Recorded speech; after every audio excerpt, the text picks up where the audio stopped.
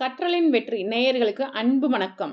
இந்த வீடியோவில் நம்ம என்ன பார்க்க போகிறோன்னா, மனிதனாக பிறந்து துன்பத்திற்கு ஆளானாலும் தர்மம் தவறாமல் வாழ்ந்தவர் ராமர். அவருக்கு உலகெங்கும் பல கோவில்கள் உள்ளன. அவர் ஜென்ம சேத்திரத்தில், அதாவது அவர் பிறந்த இடத்தில் கோவில் கட்டி கும்பாபிஷேகம் நடந்த அயோத்தி ராமர் கோவிலை பற்றி தான் பார்க்க போகிறோம். இது வரைக்கும் நம்ம சேனலை நீங்கள் சப்ஸ்கிரைப் பண்ணலைன்னா உடனே சப்ஸ்கிரைப் பண்ணுங்கள். பக்கத்தில் உள்ள பெல் பட்டனையும் ப்ரெஸ் பண்ணுங்கள். அப்போ தான் நம்ம போடுற வீடியோ உங்களுக்கு உடனே கிடைக்கும். அது மட்டும் அல்லாமல் நம்ம சேனலில் வர வீடியோ கண்டிப்பாக உங்களுடைய அறிவுத்திறனை மேம்பட செய்யும். இது ஒரு பயனுள்ள தகவலாகவே அமையும்.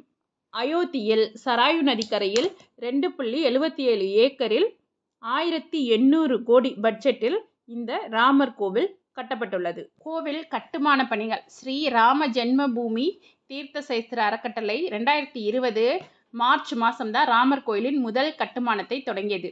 அப்போ கோவிட் பெருந்தொற்று பரவியதை தொடர்ந்து கட்டுமான பணிகள் தற்காலிகமாக நிறுத்தி வைக்கப்பட்டன. அதுக்கப்புறமா கோவிலுக்கு அஸ்திவாரம் தோண்டும் போது சிவலிங்கம், அப்புறம் தூண்கள் மற்றும் சில உடைந்த சிலைகள்லாம் கண்டுபிடிக்கப்பட்டன. மார்ச் 25, 2020 முதல்வர் யோகி ஆதித்யநாத் முன்னிலையில் குழந்தை ராமர் சிலை தற்காலிக இடத்திற்கு மாற்றப்பட்டது. லாசன் அண்ட் டூப்ரே நிறுவனம் கோவில் கட்டுமானத்திற்கு பொறுப்பேற்றது. அந்த வடிவமைப்பு 1988ஆம் ஆண்டு அகமதாபாத்தை சேர்ந்த சோம்ரா குடும்பத்தின் சந்திரகாந்த் சோம்ராவால் தயாரிக்கப்பட்டது. கோவில் கட்டிட கலைஞர்களான அவரது மகன்கள் நிகில் சோம்ரா மற்றும் ஆசிஸ் சோம்ரா இதற்கு உதவியாக உள்ளனர். இவங்க உலகம் முழுவதும் 100க்கும் மேற்பட்ட கோயில்களை கட்டியுள்ளனர். அதில் மிகவும் புகழ்பெற்றது தில்லி அக்ஷர்தாம் கோவில். பின்பு அசல் கட்டுமான வரைபடத்திலிருந்து சில மாற்றங்களுடன் புதிய வடிவமைப்பு, வாஸ்து சாஸ்திரம் மற்றும் சிற்ப சாஸ்திரங்களின்படி 2020 சோம்ரா குடும்பத்தினரால் கோயில் கட்டிட வரைபடம் தயாரிக்கப்பட்டது. புதிய ராமர் கோவில் 235 அடி அகலமும் 360 அடி நீளமும் 161 அடி உயரமும் கொண்டதாக அமையும். இந்த கோவில் உலகின் 3வது பெரிய இந்து கோவிலாக இருக்கும். இந்த கோவிலை கட்டுவதற்காக ராஜஸ்தான் மாநிலத்தின் பரத்பூர் மாவட்டத்தில் உள்ள பன்சி கிராமத்தின் மலையை குடைந்து 600,000 கன அடி மணக்கற்களை கொண்டு கட்டுமான பணிகள் நிறைவேற்றப்பட்டன. 30 ஆண்டுகளுக்கு முன்பு நாட்டின் பல்வேறு பகுதிகளில் இருந்து பல மொழிகளில் ஸ்ரீராமர் பெயர் பொறிக்கப்பட்ட 200,000க்கும் மேற்பட்ட செங்கற்கள் கொண்டு வரப்பட்டன. ராமர் கோவிலின் அடித்தளத்தில் அவை பயன்படுத்தப்பட்டன. கோவிலை உருவாக்க பாரம்பரிய நுட்பங்கள் பயன்படுத்தப்பட்டு பூகம்பம் போன்ற இயற்கை பேரழிவுகளை தாங்கும் அளவுக்கு அது வலுவானதாக இருக்கிறது. கட்டுமான பணியில் சிமெண்ட், இரும்பின் உபயோகமே கிடையாது. 10,000 செப்புத்தகடுகளை கொண்டு அந்த கல் தொகுதிகளை எல்லாம் இணைச்சிருக்காங்க. இது வரைக்கும் நம்ம சேனலுக்கு நீங்கள் சப்ஸ்கிரைப் பண்ணலைன்னா உடனே சப்ஸ்கிரைப் பண்ணுங்கள். இந்த வீடியோ பிடிச்சிருந்தா லைக் பண்ணுங்கள், ஷேர் பண்ணுங்கள், கமெண்ட் பண்ணுங்கள். கும்பாபிஷேகத்திற்கு தேவையான 12 ஆலய மணிகளும் 36 பிடிமணிகளும் பெங்களூருவை சேர்ந்த தொழிலதிபர் மூலம் நாமக்கல்லில் தயாரித்து அனுப்பப்பட்டது. அப்புறம் தூத்துக்குடி மாவட்டம் ஏரலிலிருந்து கோவிலுக்கு 650 கிலோ கொண்ட வெண்கல மணி அனுப்பப்பட்டிருக்கிறது.